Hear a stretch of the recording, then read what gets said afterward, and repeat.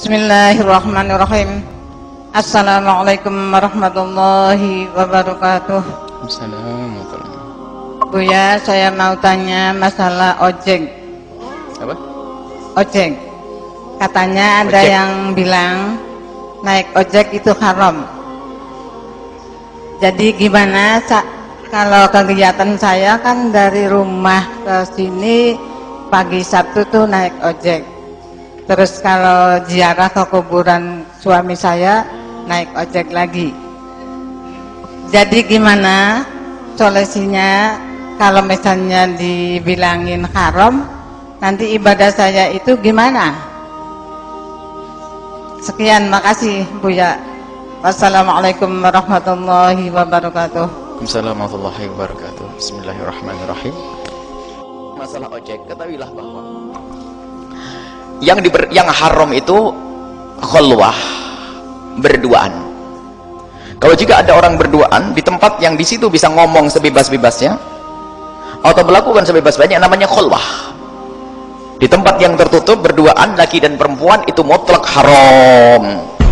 Awas, hati-hati, tolong diperhatikan. Yang bisa mungkin mencubit, tidak ada yang tahu, mohon maaf, dan seterusnya sampai naudzubillah mungkin zina. Jangan dilanggar masalah khulwah itu. Dan sebagai adik-adik putri, kalau diajak khulwah oleh siapapun jangan mau, biarpun oleh kiai yang katanya jubahnya lebih gede dari ini, biar katanya dia bisa terbang di awang-awang, wali besar, kalau bisa ngajak khulwah berduaan adalah haram, biarpun untuk ngajar Al-Quran, tafsir berduaan. Karena santrinya cantik, dikasih pelajaran paling terakhir, di lama-lama difasih-fasihkan agak lama, kemalaman nanti saya anterin neng, iblis sudah masuk lagi, suruh mijet dan sebagainya. Gimana ini, santrinya suruh mijet di kamarnya, innalillah, biarpun nggak ngapa-ngapain. Iblis yang ketiga, haram berduaan, mutlak haram, biarpun untuk ngajar Al-Quran, berduaan dengan orang yang bukan mahramnya. Tolong dengerin semua, jangan ngentengin, biarpun dipanggil oleh orang yang katanya wali besar, kutub. Nah, ya. Makanya kita tidak senang kalau ada anak-anak. Kita ingatkan anak-anak datang, misalnya kalau dipanggil datang sendiri, itu langsung biasanya kena marah. Memangnya begitu aturannya di sini. Kalau ada orang buya manggil nama satu orang, tentu harus membawa satu orang untuk nemeni. Bukan berdui melonong sendiri, assalamualaikum, waalaikumsalam.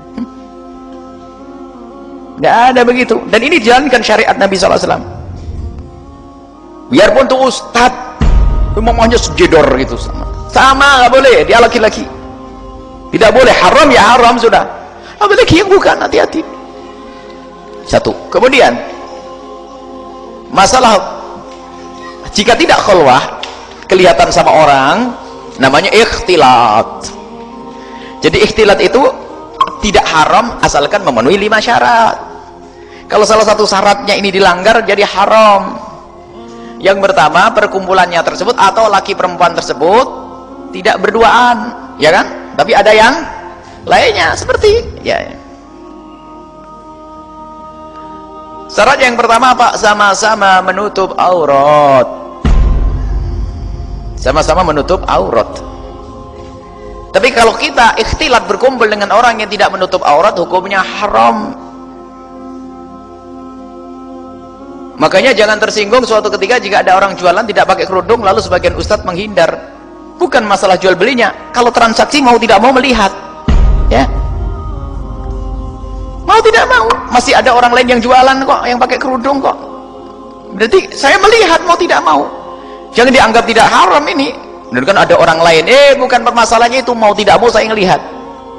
Kecuali kita lagi duduk naik motor begini, ada orang pakai baju setengah badan di depan kita, ya ini kan ini juga enggak, kalau begini bisa ketabrak kita, tapi tetap jangan memperhatikan dia. Cuman kalau saya datang ke toko kan sengaja. Nah ini beda. Jangan dianggap sepele, ini masalah halal haram ini. Kalau masih ada pilihan yang menutup aurat, karuan laki-laki. Nggak pakai kerudung laki-laki memang. Jadi seperti itu. Ini pun dipikirkan karena apa? 5 hal. Jadi menutup aurat. Jadi kalau perkumpulan laki perempuan baru sah kalau sama-sama menutup aurat. Cuman kalau kita pergi pasar memang tidak bisa ngatur pasar. Orang pada nggak menutup aurat misalnya, jadi kita betul basar tutup mata. Cuman kalau sesuatu yang kita sengaja untuk berkumpul lalu di situ tidak menutup aurat, kecuali satu untuk dakwah. Kita pernah masuk satu tempat yang di situ adalah wanita-wanita yang tidak menutup aurat. Memang biasanya tidak menutup aurat, tapi tujuan kita untuk dan kita pun mata harus menjaga, tidak pelantang memperhatikan si A si B-nya. Baik. Kemudian syarat yang kedua adalah di situ golongan orang yang sama-sama menjaga mata.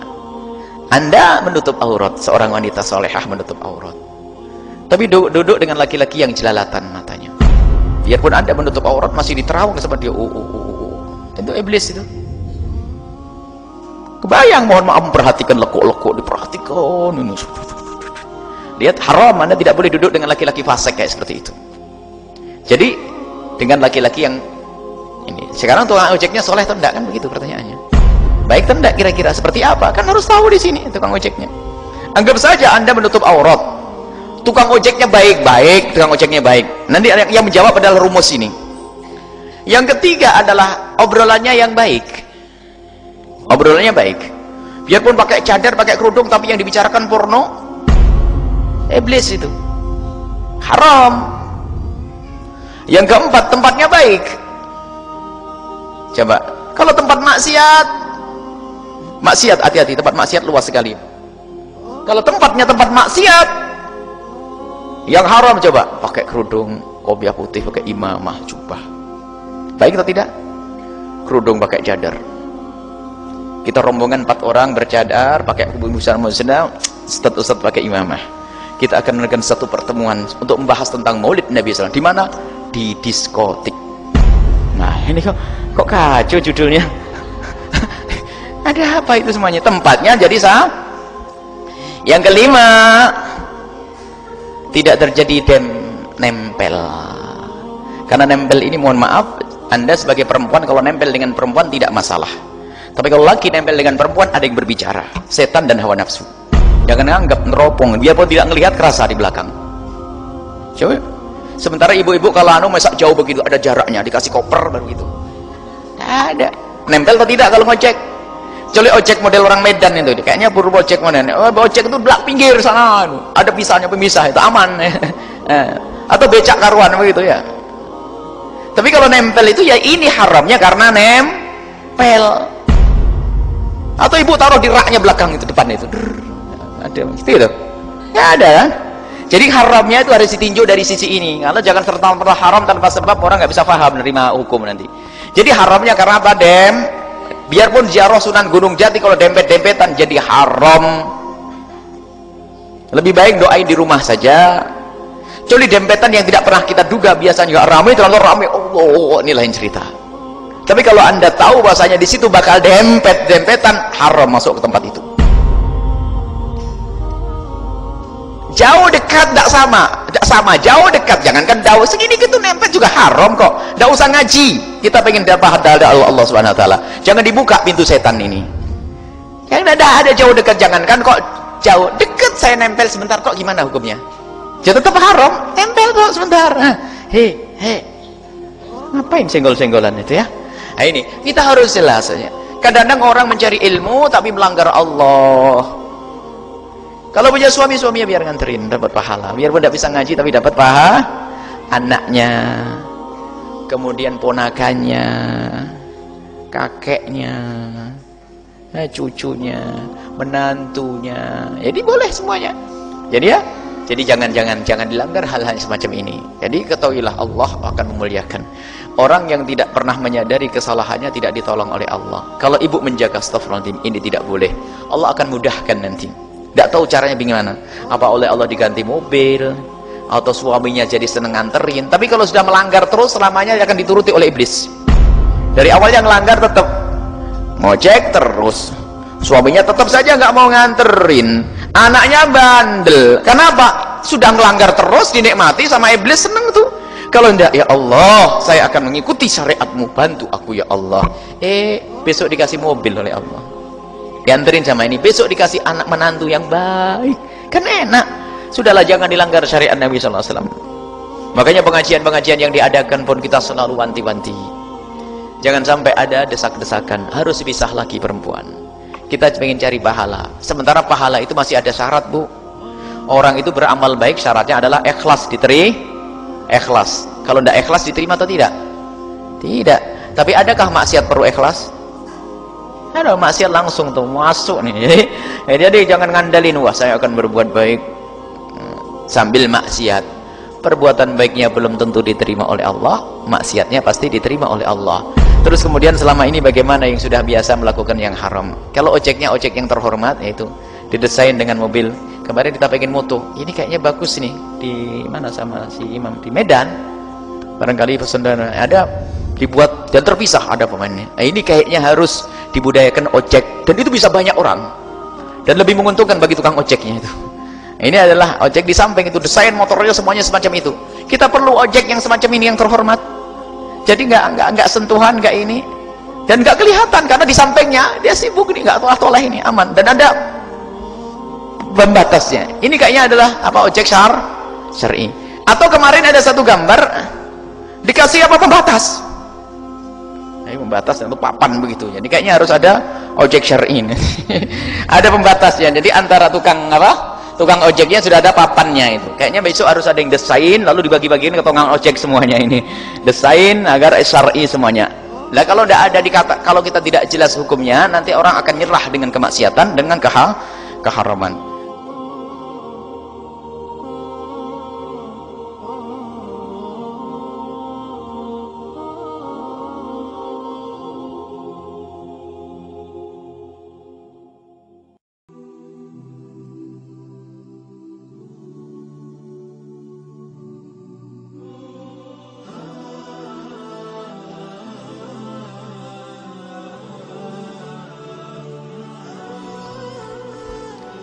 Kepada adik-adikku yang ada di luar negeri yang saat ini lagi bekerja, khususnya yang mendengar acara ini, karena acara ini juga didengar oleh adik-adik kita semua yang ada di Hong Kong, yang ada di Korea, ada di Kuwait, ada di Saudi. Maka kami himbau, jika Anda seorang wanita, wahai adik-adikku, bercita-citalah untuk ngambil waktu yang terdekat untuk bisa segera pulang berkumpul dengan keluarga. Dan Anda harus bersyukur kalau ternyata di saat Anda berada di luar negeri sekalipun Anda masih berhubungan komunikasi dengan dakwah yang semacam ini. Seperti adik-adik kita yang ada di Hong Kong dan seterusnya. Bahkan kita dalam waktu dekat juga akan ke sana. Mereka juga rindu pengajian. Akan tapi ketahuilah, anak-anak di rumahmu lebih butuh kepada sentuhan tanganmu. Kehormatan dan kemuliaanmu pun harus kalian perhatikan. Jangan sampai mengejar dunia tapi terhinakan. Ini harus jadi bahan renungan setiap saat untuk adik-adikku yang ada di mana, di luar negeri sana, yang jauh dari orang tua. Kehormatanmu, kemuliaanmu, ketahuilah kebahagiaan yang sesungguhnya adalah di surga nanti. Dan insya Allah kalau kalian dengar ini semuanya, kalau kalian dengar karena Allah, Allah akan buka rezeki di negerimu, bersama keluargamu, bersama suamimu, bersama bapakmu, rezeki yang penuh keberkahan. Karena kalian pulang karena Allah Subhanahu wa ta'ala. Jangan jauh dari orang tua, jangan jauh dari suami, fitnah. Belum lagi, sadarkah kalian anak yang kalian tinggal? Ada sebuah informasi seorang ibu meninggalkan anaknya, dan memang ibu ini baik, sehingga anaknya di rumah hanya bersama dengan neneknya saja yang sudah sepuh, yang kadang dibentak oleh cucunya pun tidak bisa berbuat apa-apa. Sang cucu diberi terus uang dan uang dan uang. Semakin banyak kawan, dan kawannya tahu kalau dia banyak uangnya. Mulai berkenalan dengan dunia yang tidak baik, mabuk dan seterusnya. Hingga terjadilah suatu ketika percekcokan hingga berani membunuh orang lain. Ibunya ada di mana? Ibunya ada di tempat yang jauh. Bahkan ada seorang anak karena biasa dimanja oleh ibunya dengan pemberian kayak begitu dari luar negeri. Giliran bapaknya, giliran ibunya pulang, kan pengaturan ekonominya kan semakin Kalau dulu kan hanya diberi, karena mungkin faktor kangen, faktor sayang, faktor merasa meninggalkan anak, jadi duit diberel-berel begitu saja. Tapi giliran ibunya pulang, mulai diatur itu mesti mulai protes, karena sang anak tidak punya akhlak, tidak punya pendidikan. Sehingga akhirnya apa? Keluarlah pisau, sehingga ditemukan di sebuah kampung, ibunya harus dijahit dengan 12 jahitan. Lihat, pendidikan itu penting, wahai adik-adikku yang sekarang ada di luar negeri. Anak-anakmu ada di mana? Dan bagi yang ada di negeri ini, wahai adik-adikku semuanya, jangan bercita-cita untuk pergi jauh. Adapun adik-adik kita yang ada di tempat yang jauh sana, kita doakan semoga Allah menjaga mereka, iman mereka, akhlak mereka, dan semoga Allah segera kembalikan mereka kepada saudara mereka, kepada orang tua mereka, kepada anak-anak mereka, sehingga mereka segera menemukan keindahan di dalam hidup ini. Dan semoga Allah memberikan kecukupan di negeri ini. Dan ketahuilah, rezeki itu sudah ada jatahnya. Kalau jatahmu 1 juta, ya 1 juta. Jatahmu 10 juta, 10 juta. Baik. Kalau tidak ada jatah, biarpun kau ambil di mana, tetap tidak ada jatahnya. Orang menganggap jatahnya semakin banyak di negeri orang. Oh enggak. Kalau jatahmu 1 juta, di negeri orang dapat 10 juta. Jatahnya 1 juta. Tak-taunya bisa berangkat ke luar negeri dapat jatah 10 juta. Naik. Oh enggak naik. Tetap jatahmu 1 juta. Kenapa? Dikirim ke anak pun enggak jadi apa-apa, dipakai untuk mabuk seterusnya. Tetap yang utuh adalah 1 juta. Maka lebihnya itu tetap jadi neraka nanti. Jatahnya jatah sudah. Maka ambillah jatah dengan kemuliaan. Bagi yang ada di negeri, di rumah, wahai adik-adikku semuanya, khusus adik putri, ketahuilah, jual es teh di pasar lebih mulia daripada harus jauh dari orang tua dan keluarga. Pergi ke sawah adalah mulia. Kenapa harus gengsi? Permasalahannya tadi itu, bangga-banggaan, pengen segera punya rumah, pengen segera punya mobil dan motor. Dia mengira bahwasanya kebahagiaan dengan motor. Alangkah banyaknya percekcokan keluarga setelah terjadi salah satunya pergi ke luar negeri. Akhirnya seperti itulah, perceraian, permusuhan, pertentangan. Dan yang ngadu kepada kami bukan 10-20 orang, kalau dihitung mungkin ratusan, bingung membuat jadwalnya nanti. Jadi apakah tidak belajar dari yang demikian itu? Jadi ada, karena apa? Mohon maaf, suami misalnya